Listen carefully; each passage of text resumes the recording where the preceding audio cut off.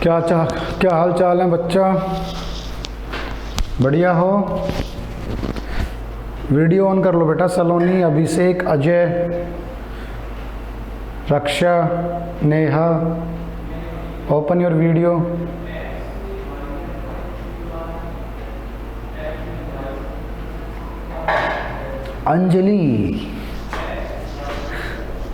अंजलि, मंजू। बच्चों आज डेट कितनी है? 21 है।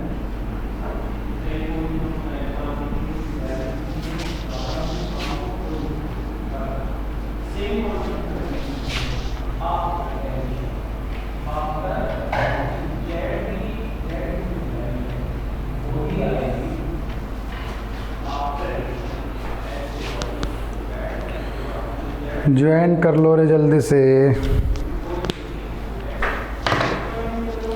बच्चों हम लोग बात कर रहे थे हाइड्राइड्स की। किसकी बात करेंगे? हाइड्राइड्स की बात करेंगे।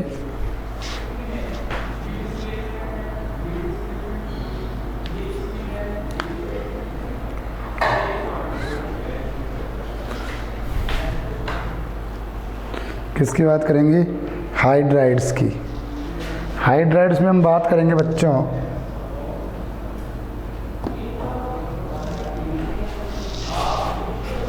हैलोजेंस। हम लोग पढ़ रहे थे, सबको पता है हैलोजेंस। दिख नहीं रहा होगा तुम लोगों को। चलो ज्वाइन फास्ट।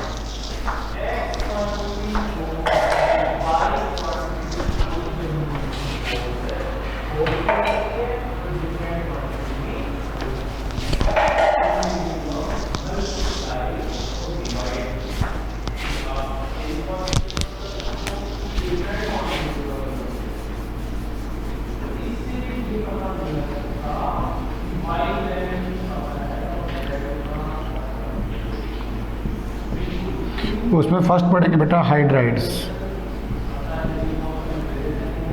हमने ये पढ़ा था HF बनेगा, HCl बनेगा, HBr बनेगा और HI बनेगा। कुछ ऑर्डर्स की हमने बात भी की थी हाइड्राइड्स में बच्चों। हमने कुछ ऑर्डर्स की भी बात की थी। उसमें फर्स्ट लिख लो फिजिकल स्टेट। क्या लिखोगे? Physical state.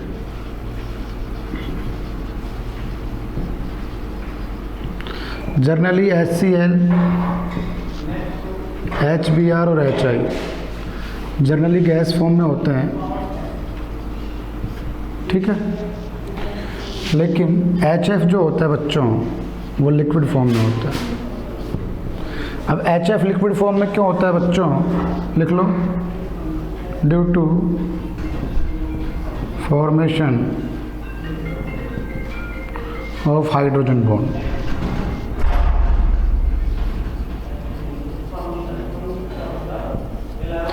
सबको पता है बेटा HF जो है वो हाइड्रोजन बॉन्ड बनाएगा। अब ट्रिक याद रखो बच्चों, 15 ग्रुप में अमोनिया हाइड्रोजन बॉन्ड बनाता है, 16 ग्रुप में ऑक्सीजन हाइड्रोजन बॉन्ड बनाता है और 17 ग्रुप में फ्लोरीन हाइड्रोजन बॉन्ड बनाता है। और जहाँ पे हाइड्रोजन बॉन्ड बने बच्चों वहाँ पे थोड़ा बहुत जो रूल्स हैं, ये थोड़े बहुत जो करैक्टरिस्टिक्स हैं वो चेंज हो जाते हैं। देखो HF कैसा बॉन्ड बनाएगा?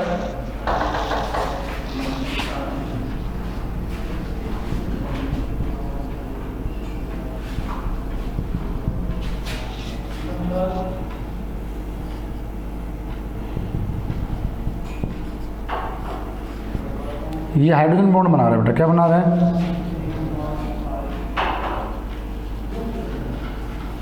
और बच्चों due to formation of hydrogen bonding HF जो होता है वो लिक्विड फॉर्म में होता है बेटा। किस फॉर्म में होता है? लिक्विड फॉर्म में होता है बच्चों। और ये बोर्ड ने पूछा था एक बार JEE ने, इसको बोलते हैं एंगुलर फॉर्म।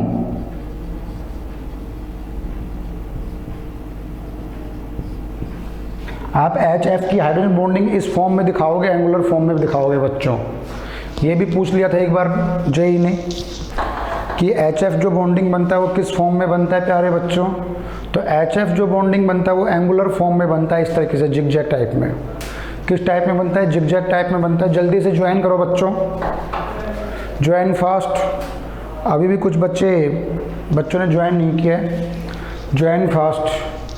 और ये अपना थोड़ा सा वीडियो ऑन कर लो।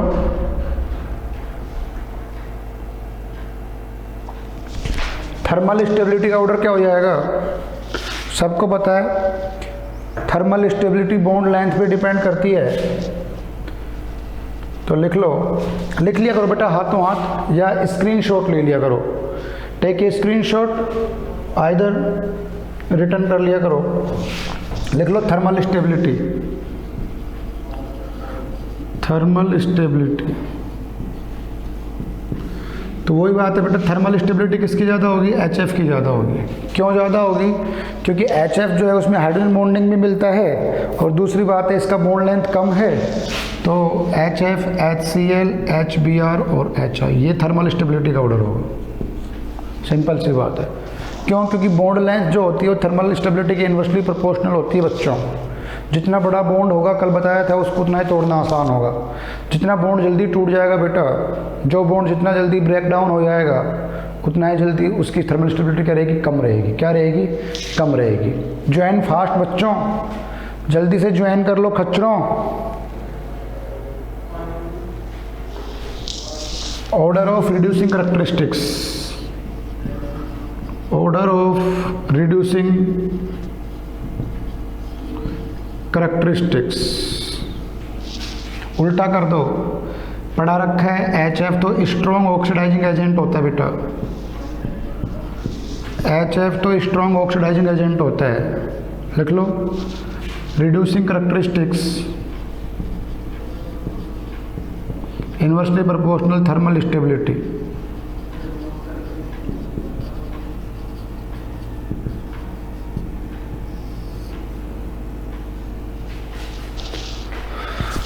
जितना जल्दी H+ निकलेगा, सामने वाली स्पीसीज उतनी जल्दी रिड्यूस होगी बच्चों। ये सारी चीज़ें पढ़ा चुका हूँ मैं 15 और 16 ग्रुप में।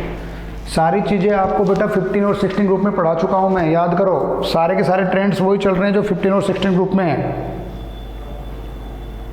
Yes, order of dipole movement, order of dipole movement. तो बच्चों डाइपोल मूवमेंट का ऑर्डर क्या होगा बताओ? इलेक्ट्रोनेगेटिविटी बढ़ने से डाइपोल मूवमेंट भी बढ़ता है। HF, HCl, HBr और HI। क्यों? क्योंकि फ्लोरीन की इलेक्ट्रोनेगेटिविटी सबसे ज़्यादा है, वो इलेक्ट्रॉन को बहुत ज़्यादा पावर से अपनी तरफ शिफ्ट करेगा, बहुत ज़्यादा पावर से शिफ्ट करेगा, तो चार्ज की जो क्वांटिटी है ज़्यादा आएगी और ऑर्डर ऑफ डाइपोल मूवमेंट बढ़ जाएगा।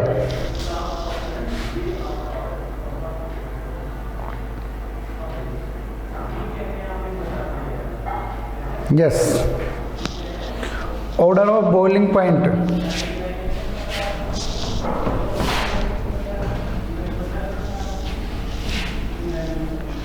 Order of boiling point, order of boiling point. बच्चों बॉइलिंग पॉइंट का ऑर्डर क्या होगा? जल्दी बताओ। अब तुम बता भी नहीं सकते ना। बॉइलिंग पॉइंट का ऑर्डर क्या होगा बताओ? बॉइलिंग पॉइंट इंक्रीज होगा जब मॉलिक्यूलर मास इंक्रीज होगा, बट HF का बॉइलिंग पॉइंट सबसे ज़्यादा होगा।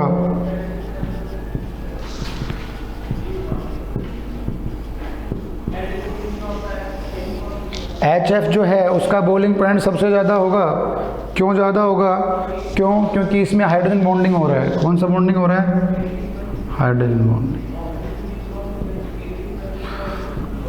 बाकी ऑर्डर वही है मॉलिक्यूलर मास वाला। HI का मॉलिक्यूलर मास ज़्यादा है तो HI का बॉइलिंग पॉइंट ज़्यादा है, यस और नो। लेकिन इन सबसे ज़्यादा बॉइलिंग पॉइंट किसका होगा? HF का होगा। क्यों होगा बच्चों? क्योंकि HF में हाइड्रोजन बॉन्डिंग है। ये सारे ट्रेंड्स पढ़ा चुका हूँ बेटा मैं आपको, सिर्फ ग्रुप चेंज हुआ है, सारे ट्रेंड्स वही हैं। ऑर्डर ऑफ एसिडिक स्ट्रेंथ कल करवा दिया था शायद। ऑर्डर ऑफ एसिडिक स्ट्रेंथ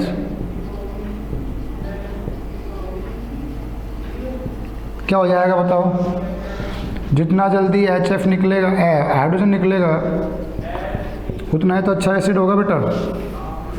तो ये ऑर्डर ऑफ एसिडिक स्ट्रेंथ हो जाएगा बच्चों। ये क्या हो जाएगा? Order of acidic strength. क्यों? क्योंकि जितना बड़ा बॉन्ड होगा उतना जल्दी ब्रेक डाउन होगा, और बेटा बॉन्ड जितना जल्दी ब्रेक डाउन होगा H+ उतना जल्दी रिलीज होगा बच्चों। यस और नो? और जितना जल्दी बच्चा H+ रिलीज होगा वो उतना ही तो अच्छा एसिड होगा प्यारे बच्चों। चलो यस, IIT ने क्वेश्चन पूछा है,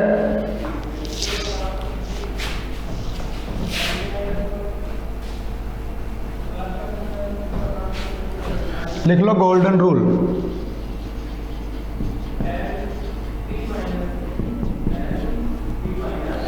ये गोल्डन रूल आपकी लाइफ बना देगा बेटा, लाइफ बना देगा इन द सेंस एक क्वेश्चन भी आपका एक्स्ट्रा सही हो गया जेई और नीट में, और वन क्वेश्चन जो होता है वो 4 मार्क्स का होता है। यदि कोई बच्चा बोर्ड क्लास को पढ़ के और जेई और नीट को फोड़ता है, इसका मतलब उसके लिए बहुत बड़ा अचीवमेंट है, वो उसके लिए बहुत बड़ा अचीवमेंट है बच्चों। संजय यादव, संजना यादव, वीडियो ऑन करो बच्चा। ब्रेंदर, यशवंत, जीतू, अभिषेक, मनीष, सुमित, बबीता और नीलम। नीलम क्या बात है, फ़ोन में कुछ साइनिंग ज़्यादा है क्या, या तू बदल गई है लॉकडाउन में? चलो तो बच्चों गोल्डन रूल क्या था पहले बता चुका हूँ मैं, वैसे बाय द वे रिपीट कर रहा हूँ बेटा। When size of centre atom, बच्चों सेंटर एटम का साइज इंक्रीज हो, when size of centre atom increase,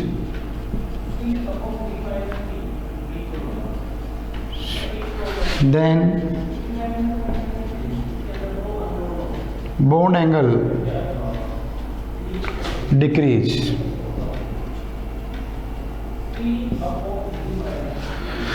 जब सेंटर एटम का साइज इंक्रीज होता है, लाइफ में ध्यान रखना, बॉन्ड एंगल क्या हो जाता है? डिक्रीज हो जाता है।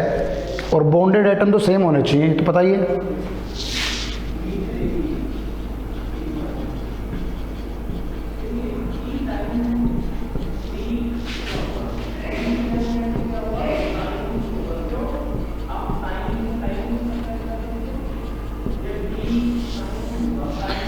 कंडीशन क्या है यहाँ पे कि सेंटर एटम के साथ जो बॉन्डेड एटम है बच्चों वो क्या होने चाहिए? सेम होने चाहिए।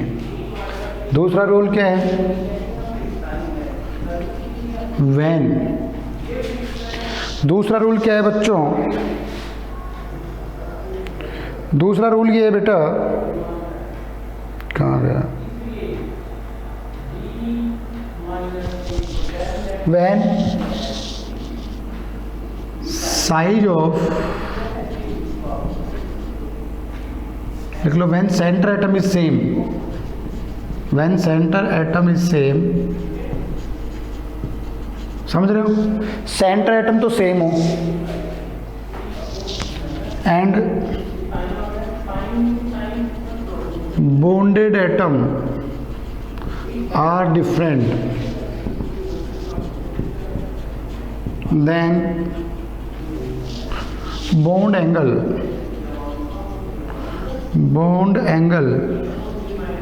increase with increase the size of bonded atom। बहुत ही अच्छा रूल है, अक्सर क्वेश्चन पूछ लेता है बेटा बॉन्ड एंगल से रिलेटेड। वैसे तो बच्चों ये टॉपिक जो था वो 11th क्लास में भी है, 11th क्लास में जो चैप्टर नंबर 4 है केमिकल बॉन्डिंग उसमें भी है, लेकिन यहाँ पे हम इसको डिटेल स्टडी कर रहे हैं। ठीक है, समझ गए होंगे। अब आप ऑर्डर लिख सकते हो। सेंटर एटम सेम है, बताया था आपको, देखो याद करो, आपको बताया था H2O H2S H2O, इस तरीके से। बताओ बॉन्ड एंगल किसका ज़्यादा था? इसका। क्यों? क्योंकि सेंटर एटम जो है बेटा वो एक ही ग्रुप के है। ग्रुप में जब आप टॉप टू बॉटम जाते हो तो साइज इंक्रीज होता है, सेंटर एटम का साइज इंक्रीज हो रहा है, मतलब बॉन्ड एंगल डिक्रीज हो रहा है। क्यों? क्योंकि बॉन्डेड एटम सारे सेम है, सब में H2 H2 H2 है। याद करो, बोलो है या नहीं है? ठीक है, ये पढ़ा चुका हूँ आपको, तो ये तो ऊपर वाले केस पे अप्लाई होगा। अब देखो नीचे वाले केस की मैं बात करूँ बच्चों, तो नीचे वाले केस में क्या लिखूंगा मैं? OF2। अपन बात कर रहे हैं ऑक्साइड ऑफ हैलोजेंस की, OCl2, OBr2 और OI2। प्यारे बच्चों, ये क्वेश्चन IIT ने पूछा है, मैंने नहीं पूछा।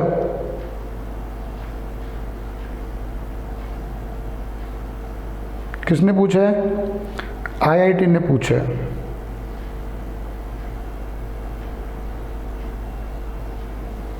ठीक है, और इसको OF2 लिखोगे, बाकी इनको आप ऐसे भी लिख सकते हो, Cl2O, Br2O और I2, ऐसे भी लिख सकते हो। क्योंकि जनरली जिसकी इलेक्ट्रोनेगेटिविटी कम होती है उसको हम पहले लिखा करते हैं, समझ गए? यहाँ पे ऑक्सीजन की इलेक्ट्रोनेगेटिविटी कम है तो आप इसको OF2 लिख सकते हो, बाकी आप सबको Cl2O इस तरीके से लिख सकते हो। अब मुझे बताओ बॉन्ड एंगल का ऑर्डर क्या होगा? IIT ने पूछा था क्वेश्चन बच्चों ये, और IIT ने क्वेश्चन पूछा है, इसका मतलब हल्का क्वेश्चन तो होगा नहीं। आपको भी इतनी बात समझ में आती है? IIT ने यदि क्वेश्चन पूछा है बच्चों तो हल्का क्वेश्चन तो होगा नहीं। जल्दी से बॉन्ड ऑर्डर का ऑर्डर लिख दो, बॉन्ड एंगल का ऑर्डर लिख दो। सेंटर एटम सेम है, बॉन्डेड एटम का साइज क्या हो रहा है? इंक्रीज हो रहा है, और बॉन्डेड एटम का साइज इंक्रीज होगा तो बॉन्ड एंगल भी क्या हो जाएगा? इंक्रीज हो जाएगा। सिंपल सा ऑर्डर हो जाएगा बच्चों। सेंटर एटम तो ऑक्सीजन है ना बच्चों सब में, सेंटर एटम बेटा ऑक्सीजन है ना, सबको बात समझ में आ रही है ना? यस और नो?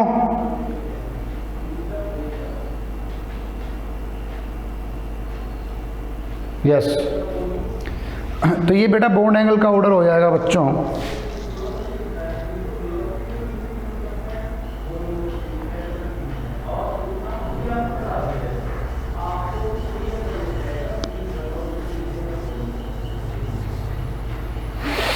ऐसा क्यों होता है? क्योंकि जो सराउंडिंग एटम है बेटा उनकी इलेक्ट्रोनेगेटिविटी इंक्रीज हो रही है। इलेक्ट्रोनेगेटिविटी इंक्रीज होने से लोन पेयर में रिपल्सन बढ़ जाएगा, और लोन पेयर में रिपल्सन बढ़ेगा तो बॉन्ड एंगल भी बढ़ जाएगा। ठीक है, ऐसा इसलिए होता है।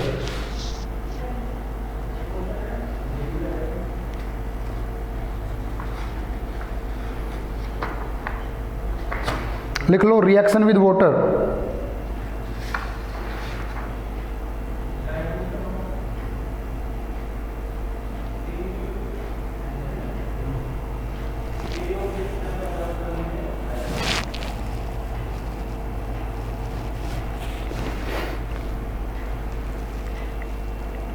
लिख लो बच्चों, रिएक्शन विद वाटर।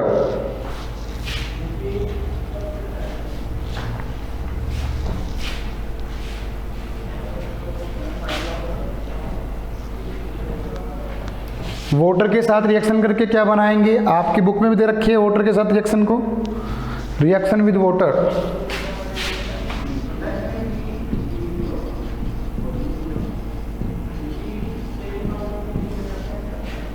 करवाओ रिएक्शन। पहले तो फ्लोरीन की करवाओ, क्लोरीन की, ब्रोमीन की और आयोडीन की करवा दो।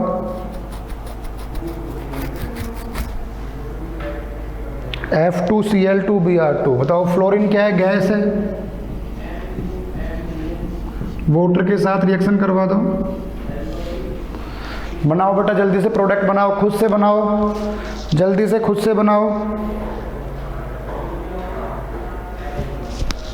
ये एक्वस फॉर्म में चला जाएगा, 4H plus aqueous, 4F minus aqueous. बच्चों ये सारी चीज़ें एक्वस फॉर्म में चली जाएंगी और O2 बनेगा साथ में। O2 भी एक्वस फॉर्म में पानी के अंदर या इस सॉल्यूशन के अंदर पड़ा रहेगा। या सॉरी, ऑक्सीजन तो गैस बनेगा ना यार। दूसरा लिख लो ऐसे ही, बैलेंस कर लेना इसको, Cl2 प्लस H2O। कल बताया भी था कि फ्लोरीन बहुत अच्छा ऑक्सीडाइजिंग एजेंट होता है, क्योंकि इसका खुद का क्या हो गया, रिडक्शन हो गया बच्चों। Fluorine is the good oxidising agent, क्योंकि इसका खुद का क्या होगा, रिडक्शन हो गया। यहाँ पे देखो, अब यहाँ पे बनेगा HCl प्लस HOCl, इसको ऑक्सो एसिड बोलते हैं बेटा।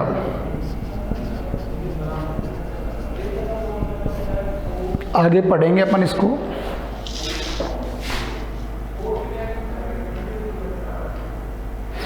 Br2 के साथ भी करवा दो। यहाँ पे वाटर जो है वो लिक्विड फॉर्म में ले रहे हो बच्चों।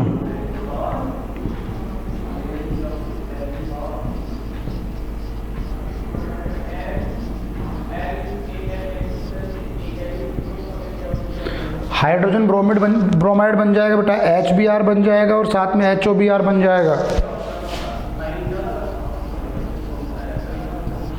कल ये बताया था कि फ्लोरीन जो होता है उसका साइज छोटा होता है, साइज छोटा होने की वजह से हाइड्रेशन एंथैल्पी बढ़ जाएगी और इलेक्ट्रोनेगेटिविटी इसकी ज़्यादा होती है, इसलिए बहुत अच्छा ऑक्सीडाइजिंग एजेंट होता है। बाकी सब रिड्यूसिंग एजेंट है।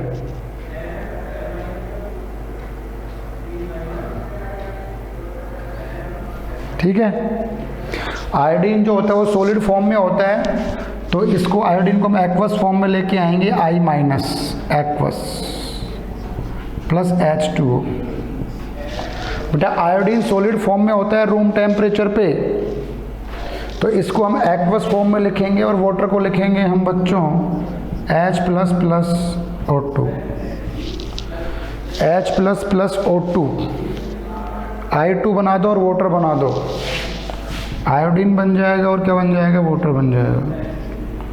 क्या बन जाएगा, वाटर बन जाएगा।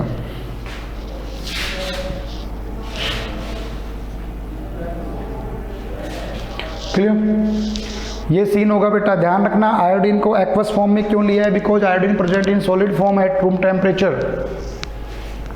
ठीक है। बताया था फ्लोरीन गैसियस फॉर्म में होता है, क्लोरीन भी गैसियस फॉर्म में होता है, ब्रोमीन वैसे लिक्विड फॉर्म में होता है और आयोडीन सॉलिड फॉर्म में होता है बच्चों।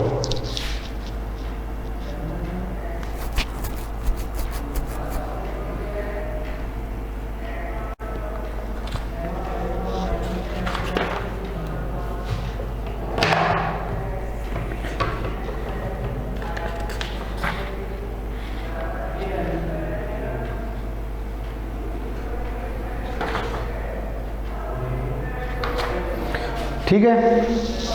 Reaction with metal, reaction with metal बच्चों, मेटल के साथ रिएक्शन करके क्या बनाएंगे बेटा, ऐसा कुछ भी नहीं है। आप लोग एनसीईआरटी को भी रीड करोगे तो आपको पता चल जाएगा। बिल्कुल सिंपल सिंपल से रिएक्शन है माय डियर स्टूडेंट्स। मेटल के साथ रिएक्शन करके मेटल हैलाइड बनाएंगे। मेटल ले लो, जैसे Mg प्लस Br2 क्या बन जाएगा, MgBr2। लिख लो क्या बन जाएगा, MgBr2।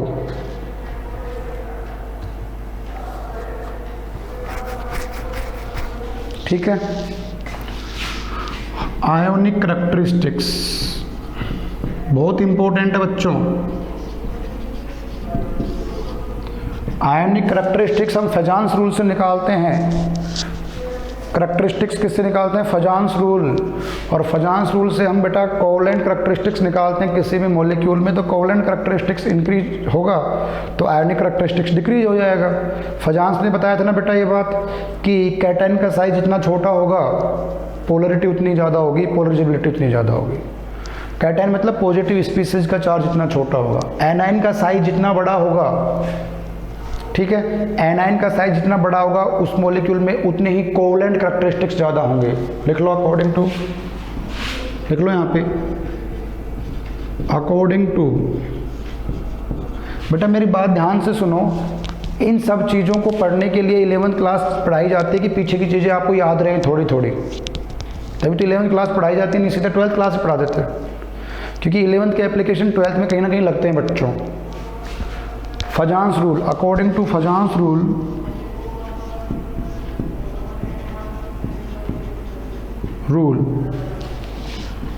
Covalent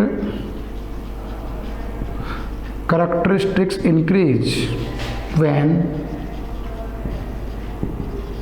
size of cation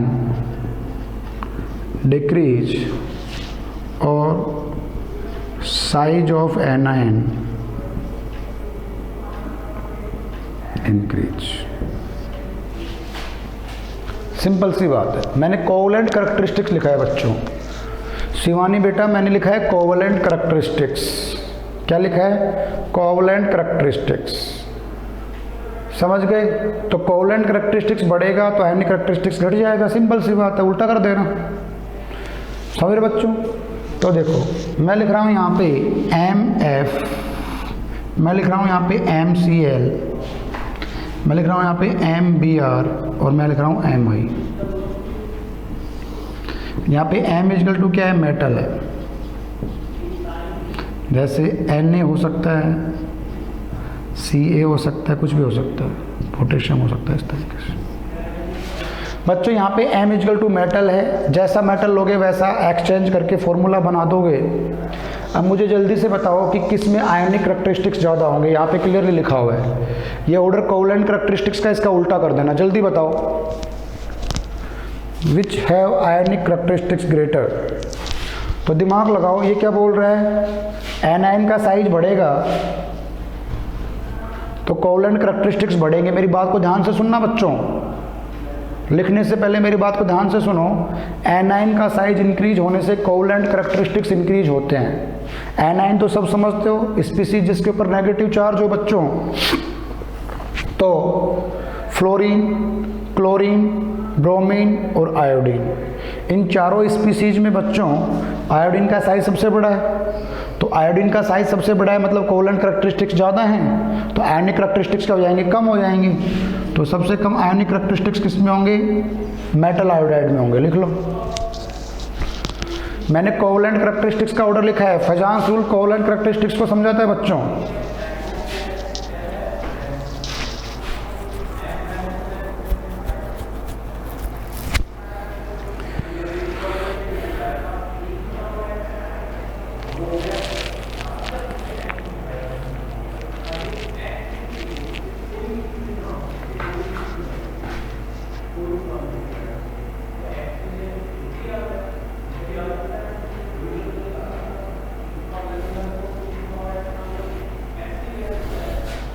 अब बहुत ही फाड़ू बहुत ही फाड़ू क्वेश्चन है और बहुत ही अच्छा टॉपिक है इसी से रिलेटेड, और उस टॉपिक से बहुत ही अच्छे अच्छे क्वेश्चंस आते हैं बेटा। दिमाग को हिला देने वाले क्वेश्चंस आते हैं, लेकिन आपका दिमाग नहीं हिलेगा क्योंकि आप अपना कंसेप्ट क्लियर कर लेना।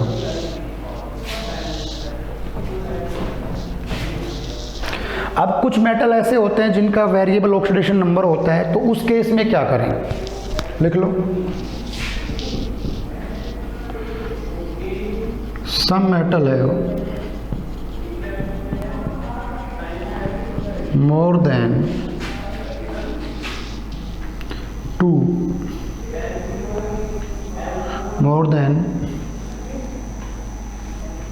1 ऑक्सीडेशन स्टेट, मोर देन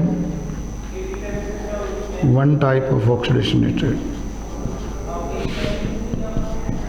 मतलब कुछ मेटल ऐसे होते हैं जिसमें एक से ज़्यादा ऑक्सीडेशन स्टेट हो सकता है, मतलब 1 टाइप से ज़्यादा, मतलब 2 भी हो सकता है, 4 भी हो सकता है, 3 भी हो सकता है, 5 भी हो सकता है, 2 भी हो सकता है, 3 भी हो सकता है। होता है कि नहीं होता? Some metal have more than 1 type of oxidation number, then the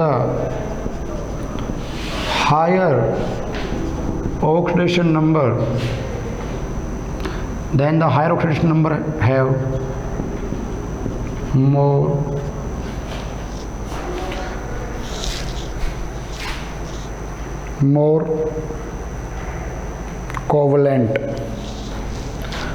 have more covalent than lesser oxidation number.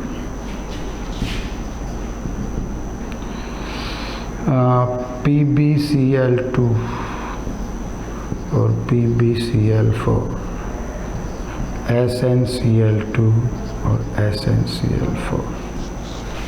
देखो बच्चों, क्वेश्चन ये है कि किसी एक ही मेटल के 2 टाइप के ऑक्सीडेशन नंबर हो सकते हैं। जैसे Pb जो है उसके ऊपर +2 चार्ज भी होता है, +4 भी चार्ज होता है। Sn के ऊपर +2 चार्ज भी होता है, +4 चार्ज होता है। क्यों पता लगा? क्योंकि Pb और Sn both are the 14 group element. समझो बेटा। कहे सीता जी सुनो प्रभु। तो जनरल ऑक्सीडेशन नंबर कितना होता है ग्रुप का? +4। 14 ग्रुप है तो +4 जनरल ऑक्सीडेशन नंबर होगा बच्चों। लेकिन इनर्ट पेयर इफेक्ट याद करो बच्चों, मैंने इनर्ट पेयर इफेक्ट पढ़ा रखा है आपको। इनर्ट पेयर इफेक्ट की वजह से जो भी ग्रुप का ऑक्सीडेशन नंबर होता है उससे कितना कम कर दोगे आप? 2। जैसे 15 ग्रुप का ऑक्सीडेशन नंबर कितना होता है? 5। 14 ग्रुप का ऑक्सीडेशन नंबर कितना होता है बेटा? 4। तो बच्चों Sn जो है उसके ऊपर +2 चार्ज भी होता है, +4 भी होता है। यहाँ पे Pb पे +2 चार्ज है, यहाँ पे Pb पे +4 चार्ज है, यहाँ पे Sn पे +2 चार्ज है, यहाँ पे Sn पे +4 चार्ज है। बहुत ही अच्छा टॉपिक है बच्चों। मैं आपको बहुत सारी चीज़ें एक्स्ट्रा बता रहा हूँ बेटा। यहाँ पे बच्चों बताओ, अब आप बताओ कोवलेंट करैक्टरिस्टिक्स किसका ज़्यादा होगा? जिसके ऊपर पॉजिटिव चार्ज ज़्यादा होगा। जिस मेटल का ऑक्सीडेशन नंबर ज़्यादा होगा बच्चों उसमें कोवलेंट करैक्टरिस्टिक्स ज़्यादा होगा। क्या ज़्यादा होगा? कोवलेंट करैक्टरिस्टिक्स ज़्यादा होगा। समझ गए? आयोनिक करैक्टरिस्टिक्स कम हो जाएगा। याद करो फजांस रूल को। कैटायन का साइज जितना छोटा होगा बेटा और कैटायन पे नंबर ऑफ चार्ज इंक्रीज होने से साइज डिक्रीज हो जाता है प्यारे बच्चों। सीधा सीधा फजांस रूल अप्लाई हो रहा है बेटा। यहाँ पे सीधा सीधा फजांस रूल अप्लाई हो रहा है बच्चों।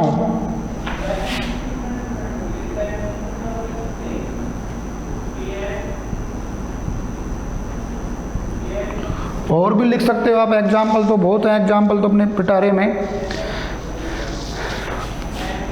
SbCl3 और SbCl5, यहाँ पे +3 है और यहाँ पे +5 है।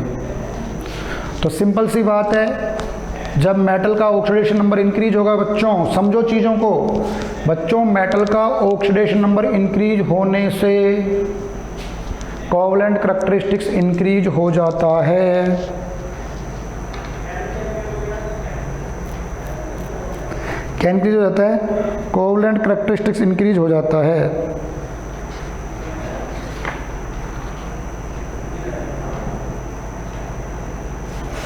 ठीक है, चलो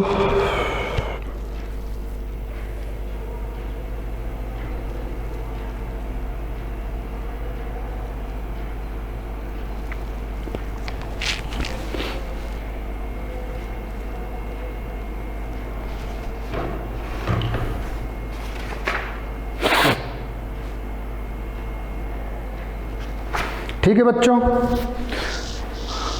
अरे ये क्या हो गया?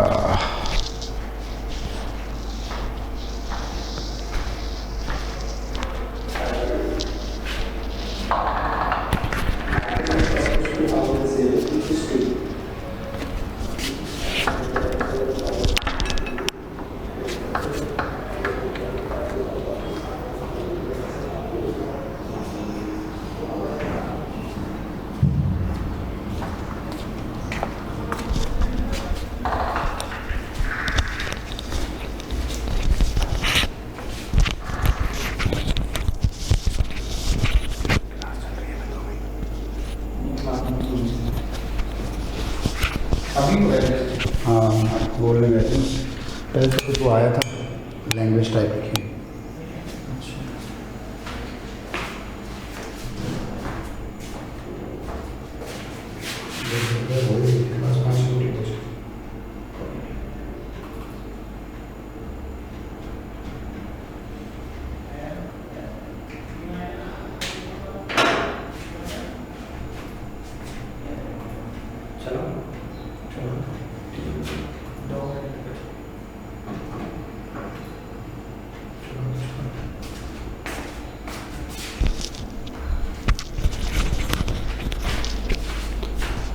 सॉरी टू डिस्टर्ब बच्चों।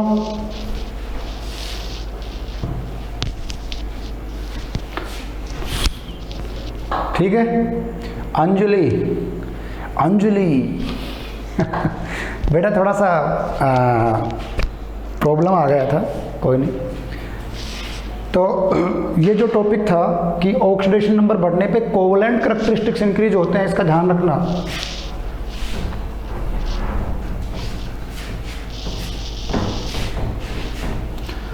अब टाइम भी होने वाला है तो एक छोटा सा टॉपिक और लिख लो, इंटर हैलोजन कंपाउंड।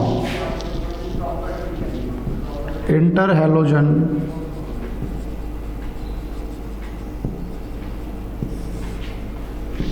मतलब, इंटर हैलोजन का मतलब क्या है बेटा? हैलोजन्स आपस में एक दूसरे के साथ बॉन्डिंग बना सकते हैं। हैलोजन्स अपने आप में एक दूसरे से बॉन्डिंग बना सकते हैं। देख लो, halogens bonded, halogen bonded itself, अपने आप बॉन्डेड बना, अपने आप से जुड़ सकते हैं हैलोजन्स, उनको बोलते हैं इंटर हैलोजन कंपाउंड। क्या बोलते हैं उनको? Inter halogen compound. क्या क्या बनाएंगे बेटा? एक्स एक्स डैश बना सकते हैं, x x dash 3, x x dash 5 and x x dash 7। यहाँ पे एक्स क्या है? यहाँ पे एक्स क्या है बच्चों? एक्स है बेटा यहाँ पे smaller size halogen, smaller size halogen, और एक्स डैश क्या है बच्चों? Bigger size halogen.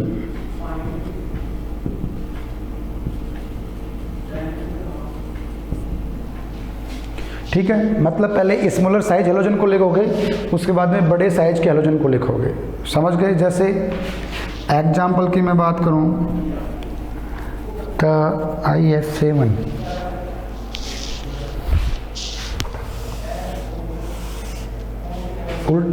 उल्टा लिख दिया बेटा मैंने। एक्स को लिख लो, एक्स डैक्स तो है स्मॉलर और एक्स है बिगर, ऐसे लिख लो IF7। बेटा सही कर लेना उसको प्लीज़। एक्स डैश जो है वो तो है बड़े साइज का और एक्स जो है वो बिगर साइज का है। ठीक है बच्चों? एग्जाम्पल जैसे IF7, आयोडीन का साइज बड़ा है, एक्स को किससे लिखना है? बड़े साइज से, और फ्लोरीन का साइज क्या है? छोटा, इस तरीके से। ठीक है, तो IF7 एक मॉलिक्यूल है, आयोडीन भी हैलोजन है और फ्लोरीन भी क्या है बेटा? हैलोजन। तो जो मॉलिक्यूल हैलोजन से मिलके बनते हैं बच्चों, उनको क्या बोलते हैं? Inter halogen compound. समझ गए क्या? The molecule which is made by halogens is known as inter halogen compound बच्चों। ठीक है बच्चों, और बताओ, और कुछ पूछना है? अब है ना, आप लोग इस चैप्टर को पढ़ लेना मेरे प्यारे बच्चों। अरुण बेटा क्या हाल चाल है? ठीक है, बाकी कल बात करेंगे बेटा। ठीक है, wish you all the best.